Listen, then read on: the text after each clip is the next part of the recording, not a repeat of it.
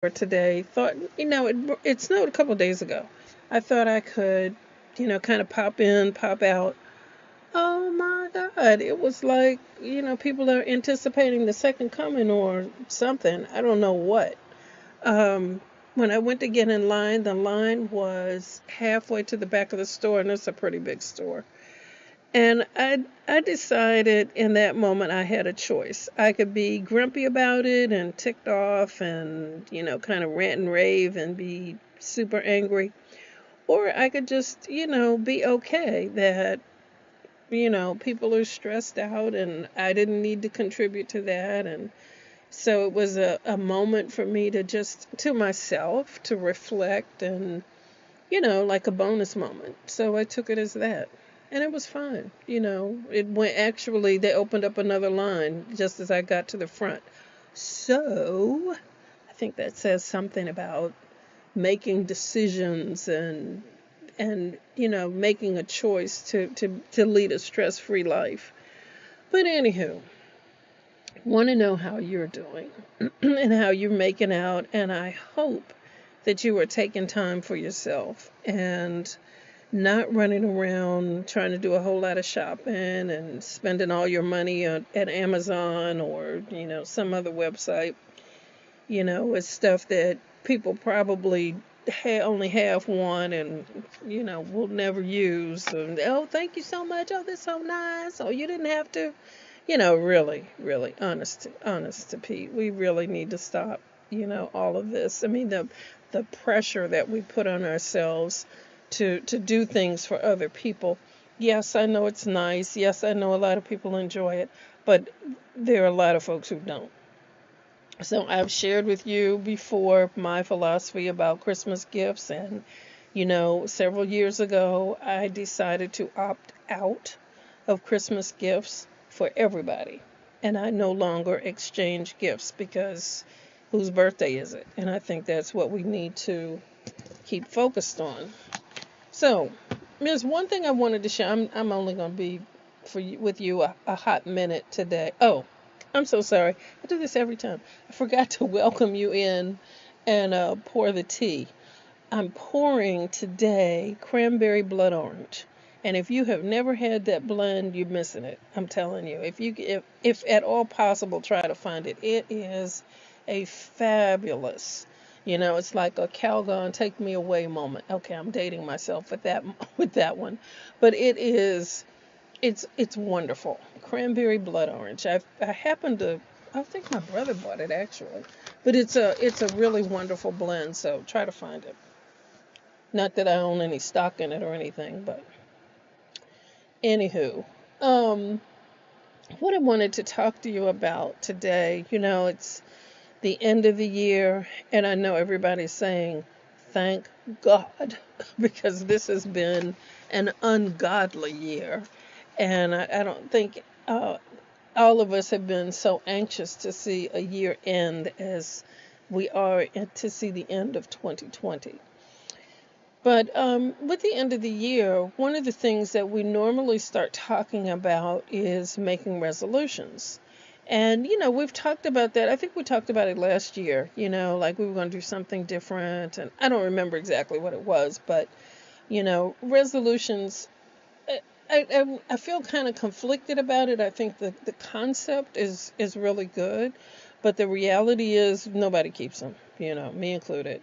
I mean, you say, I'm going to lose weight this year. I'm going to go to the gym every day. I'm going to do da da da da da. I'm going to read the Bible from Genesis to the maps. You say all this stuff. And then, before January's over, it's gone by the wayside.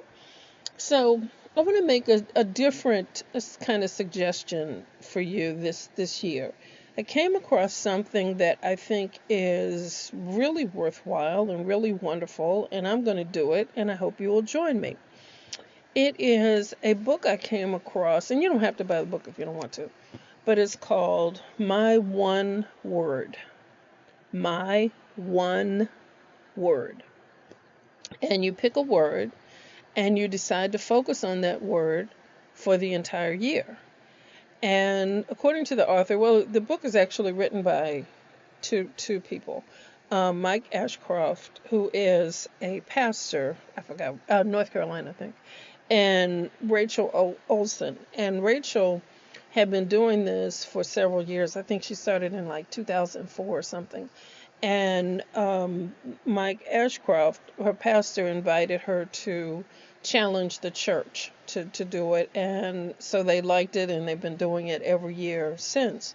And in the book, she talks about some of the words that she chose and why and what she's choosing for this year. And it's really wonderful. It's a really quick read. And if at Amazon, it's like $4.99 or something like that. If you want to read the book. If you don't want to read the book, but you're interested in learning more, you can go to myoneword.org. That's myoneword.org. And there's a lot of free information there, suggestions on how to pick a word, kind of backstories about words that people have chosen and why. And some of them are really funny, some of them are really amusing. But I think it's, a really good idea. I mean, instead of, coming up with this long list of resolutions, and all these promises that you've made, that you're going to change or do something about it, this year I'm going to do it. Instead of doing all that, just pick one word that represents what you most hope God will do in your life. That's really what the concept is about. And you focus on it, for the entire year. So Rachel talks about how she collects images from Pinterest and makes a vision board from Pinterest around her one word. And she'll take she rotates the images as her screensavers, and so she's reminded of them. And so according to them, now this will be, we're going to be trying this together for the first time. You and we're doing this together. But she talks about how you start seeing this word come up over and over and over throughout the year, and it's almost magical, what's going to happen. So, in the interest of full disclosure, I will share with you the word that I have chosen for this year. And, I thought about, I'll tell you what I didn't choose. I thought about a bunch of different things. I thought about, finances. I thought about, I don't know, a whole bunch, trust. I thought about a lot of different things, And then I said, well, let me just walk away and just see what really pops up. And the word embrace popped up. And I was like, oh, okay. So, the most common use, the one you think about, most frequently, is the embrace of a man and a woman, a couple. And so, that's one definition. But another definition, I looked up the definition of embrace because I said, there's more to it. That's not really where my focus is. But it also means to cherish or to love. It means to encircle or enclose or to take up, like to readily embrace a cause or to avail oneself of. Those are from, those are Webster's definitions. So I was like, oh, okay, I like that. So then I decided to look up the occurrence of embrace in the Bible. And I found one from Song of Songs that just really, really resonated with me. And, that Song of Songs is a very kind of graphic love story. And it's really a message of Christ and his love for us in a very physical kind of way. And so the the verse that I will be standing on is from the second chapter, the sixth verse, which says, "His left arm is under my head, and his right arm embraces me." And that stands for me wanting to have a new and deeper relationship with God this coming year. that it's far more intimate, that I hear his heartbeat, that I hear more directly and more specifically from him. That's my desire for 2021. Um, because I've been a little bit too much thinking I needed to do this all on my own. And I think it's time for me to let Jesus take the wheel and for me to take a step back, but in the interest of hearing from him far more specifically than I have been. Um, if you understand what I'm saying, and I think you do. So that's kind of where I am right now. And I hope that things are well with you. I hope that this resonates for you, that it's not about making resolutions. It's not about feeling like you got to run around like a chicken with no head to buy everybody a gift and go into debt for the umpteenth time and just do, buy, cook, and be all things to all people. I don't think that's what we're created for, and I don't think God gets any glory out of that. And it's time for us to stop, especially this year. Especially this has been the most difficult year. I don't care who you are or where you are or how much money you have or anything else. This has been an incredibly difficult year on so many different levels. And so I think taking a word to focus on and making a decision on what your focus is going to be for the coming year will be an incredibly helpful and incredibly impactful thing that you can do now, and start getting ready now for next year. Um, One other thing that I want to share with you, and this is just how things can happen when you're open.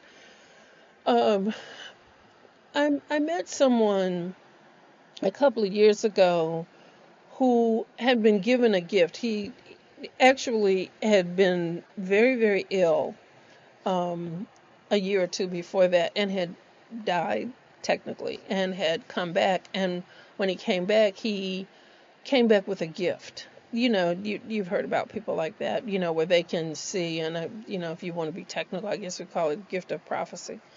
But I had met him, and he told me that I needed to stop eating meat. And I thought that was the most ridiculous thing I'd ever heard, because I liked meat. I liked chicken. I liked Popeyes. I did, past tense. Popeyes I thought was the best chicken ever. And when that sandwich came out, yes, I was one of the people that got in the line, or had my grandson to get in the line for me, actually. But I just, when he said I needed to stop eating meat, I immediately, and this is what we do, I started looking for the loophole. Well, do you mean all meat? What about chicken? Well, if you must, just eat white meat. Oh, but I like dark meat. I mean, I just gave this man fits because I didn't want to hear what he was saying.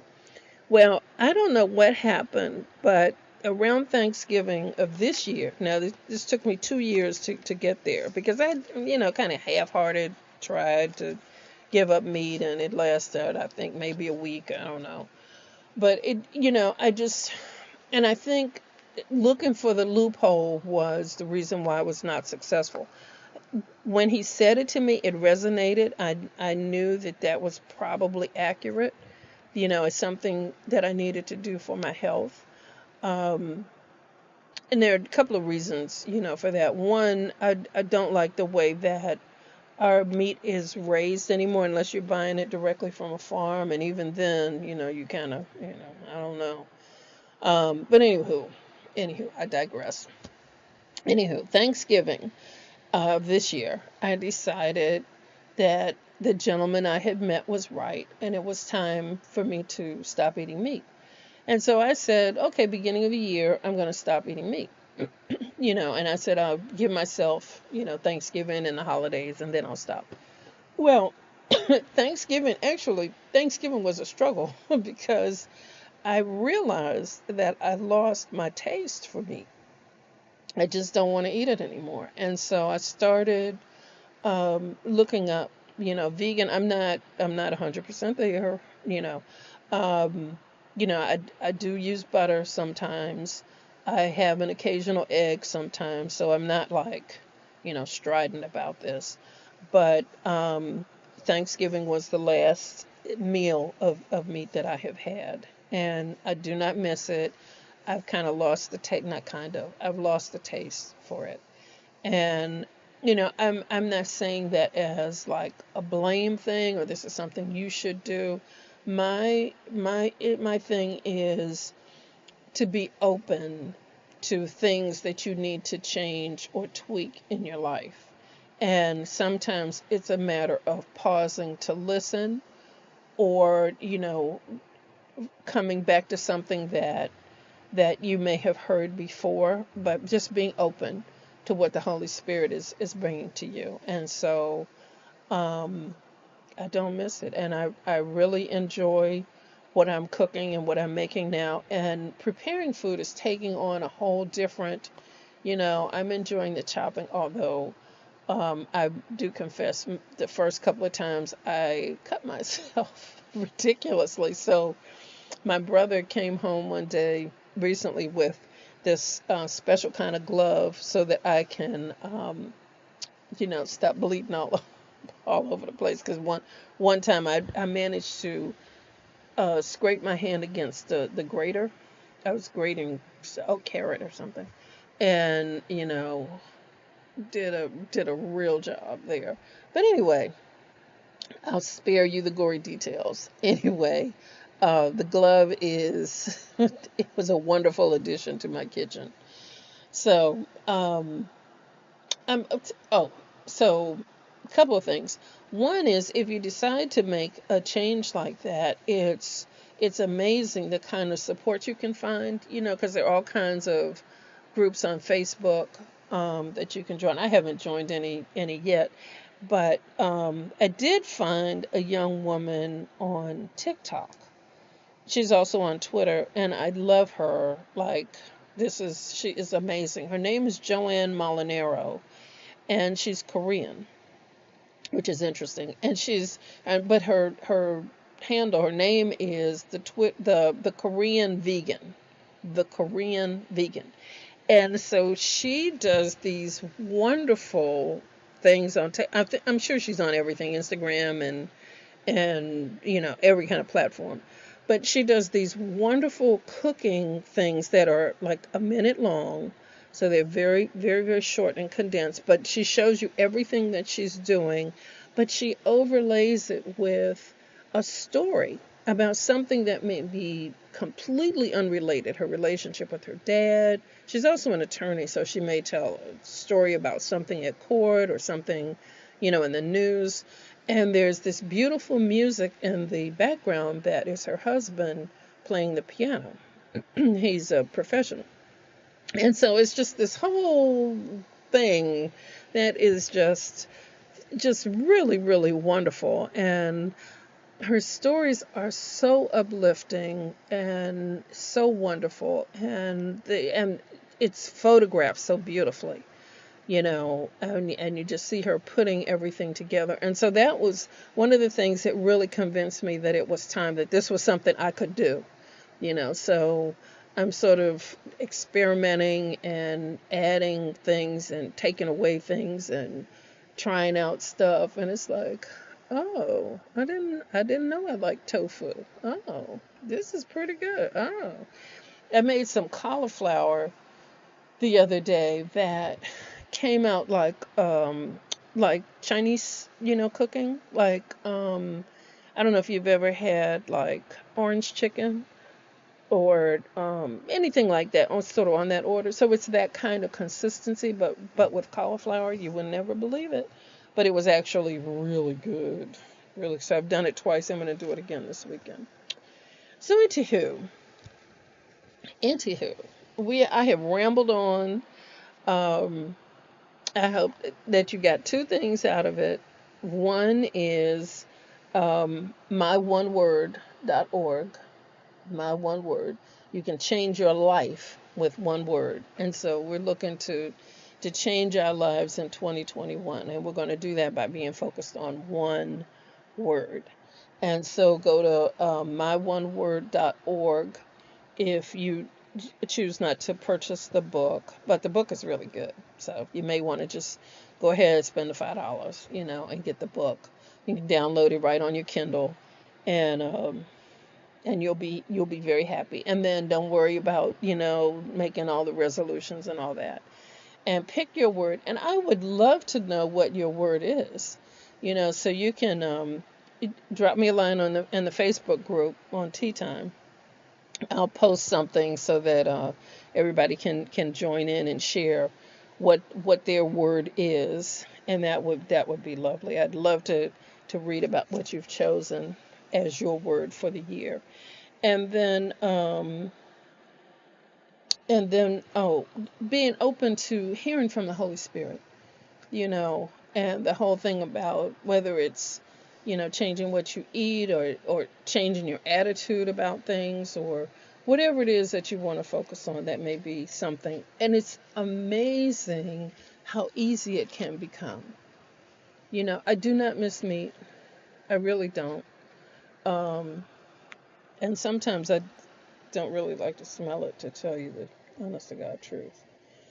Well, anyway, we're going to end here. That's about all I wanted to share with you for today. And I'd love to do the end with the reading from the Passion Bible, the devotional called "I Hear His Whisper," the 365 daily devotion. So the one for today, let me make sure I have the right day. Oh, I think I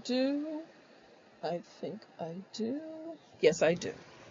Um, and this is, it's amazing, but every day when I go to the day, it just seems to speak very specifically to, what's, well, I guess that's just the Holy Spirit. That's just how it works, but the title is "I Created to Know Joy Unspeakable." That's the title for today's reading.